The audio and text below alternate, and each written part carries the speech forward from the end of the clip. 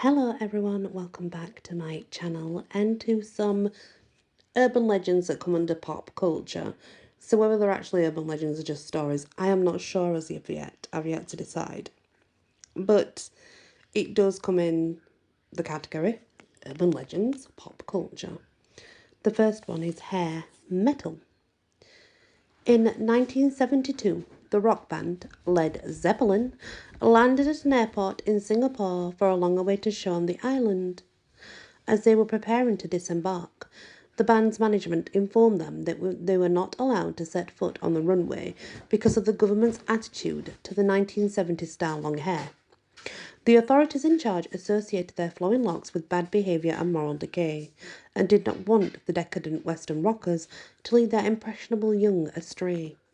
Shocked, the band agreed to stay on the plane and took off for another, more welcoming destination. The next, it's the fifth Beatle. One of the most popular and bizarre conspiracy theories in the world of music is the idea that Paul McCartney actually died many years ago and was replaced with an imposter, the lucky winner of a Paul McCartney look-alike contest. A rumour began in 1967, not unlike today's Twitter hoaxes, which claimed that the singer had died in a car accident the previous year. While most people received this announcement with a dose of skepticism, it was enough to convince superstitious fans of the band to pore over artwork and lyrics, looking for secret meanings and spreading the idea that he really was dead. By 1969, the unbelievable story was being discussed across America in magazines and radio. Believers of the strange tale cited many different so-called facts, such as the mysterious messages left by the band about McCartney on their records, which can only be heard by playing them backwards, including John Lennon apparently saying, "I buried Paul," towards the end of Strawberry Fields Forever. Also, McCartney appears on the cover of the group's 1969 Abbey Road album, with no shoes on and out of step with the other members, leading fans to wonder why he had been singled out as different. Ringo Starr is dressed in black, clothing similar to what is worn by an undertaker, and George is all in denim, reminiscent of a gravedigger. The fact that John Lennon is dressed all in white, like an angel, reinforces the theme of life and death. McCartney, seemingly very much alive, gave an interview to Life magazine later in the year, but it wasn't enough to convince fans that he was the real deal. Many pointed to yet more clues as the singer's demise. The original cover art for the album Yesterday and Today featured bloody, dismembered body parts, supposedly a reference to McCartney's death, and close comparisons of dated photographs apparently revealed subtle signs that he had been replaced with a similar-looking imposter who had undergone extensive plastic surgery to look like the star. Despite all the evidence to the contrary, many fans have never given up on the idea that today Paul McCartney is not who he says he is. The next is the King. Early in January 2015, an internet news site posted a story about a homeless man who had been found dead underneath a bridge in San Diego, California. The man's true identity was a mystery, and the authorities didn't give it much thought, as many unidentified vagrants are found dead each year in the city. Local homeless people interviewed by the single policeman on the case reported that he was a familiar face in the underground community, known variously as Tommy, Jesse or Vern, depending on whom you asked. He used to boast that he had been on the streets for decades. The coroner processed the man's DNA through the system as a matter of routine, not expecting anything interesting to come to light. The name Presley came up, and this amused the technician, who joked that they'd finally found the king.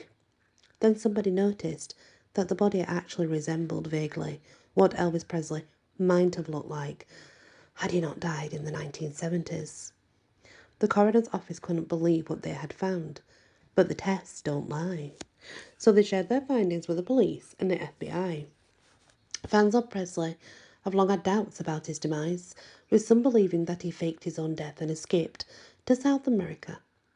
Presley spelled his middle name Aaron, A-R-O-N, but for some reason it became Aaron, A-A-R-O-N, on his headstone, which was the mistake that exposed the conspiracy.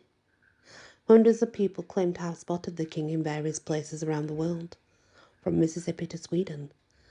But had he finally been found? Dead for real this time, in California. It was also speculated that the man found under the San Diego Bridge was not actually the king, but his twin brother Jesse, who was thought to have died at birth. The technicians never heard anything more about the body, and the coroner told them to keep it to themselves. I'm a pirate slave for you. British merchant ships, off the coast of Somalia have been deploying an unusual weapon to their fight against pirates raiding vessels in small boats. Pop music. More specifically, actually, Britney Spears pop music. On the advance of their security teams, ships passing the east coast of Africa have been using loudspeakers to blast out Britney's jaunty pop hits to deter pirates, including Oops, I Did It Again and Toxic. A security official told a newspaper that Britney's recordings were their first choice, as they had been told that pirates would hate them the most. The approach is similar to that undertaken by security services interrogating terrorists, suspects in places like Iraq and Afghanistan. There, they played Christina Aguilera's songs to break down suspects. What the heck? You gotta be kidding me. The revolutionary ballet dancer. You probably heard of the world-famous ballet dancer Dame Margot Fonteyn, but you may not know that she was suspected of plotting to overthrow the government of Panama in 1959. Recently revealed secrets from the British government archived revealed that she was one of the key conspirators in a plot to land men and guns to help take over the country. Her husband was a member of the political opposition and a gun smuggler who used a fishing trip with Dame Margot as cover to land his illicit cargo ashore as part of a plan led by the Cuban revolutionary Fidel Castro. The Panamanian army rumbled the operation, so the ballet dancer used her yacht to lead the government off the scent. It didn't work. She was arrested and jailed overnight. On her return to London, she acted as if what happened had been a minor misunderstanding and smiled for the press. The British ambassador explained that he did not regard her conduct as fitting in any British subject. But nevertheless, she was soon back on the guest list of all the best high society parties and eventually returned to Panama, where she died in 1991. The next is called Love Roller Coaster. In 1975, the Ohio Players released Love Roller Coaster, a funk track that would later be covered by the Red Hot Chili Peppers. If you listen closely to the end of the first verse, you'll hear a strange, high-pitched noise in the background that doesn't fit with the rest of the music. It sounds eerily like the blood-curdling scream of a terrified woman. Fans speculated for years over what was behind the noise, and many think it's the sound of a genuine murder. Some say a terrible crime occurred in the studio when the band were recording the song, whereas others claim that it was inserted by a sound engineer at a later stage sort of as a sick joke.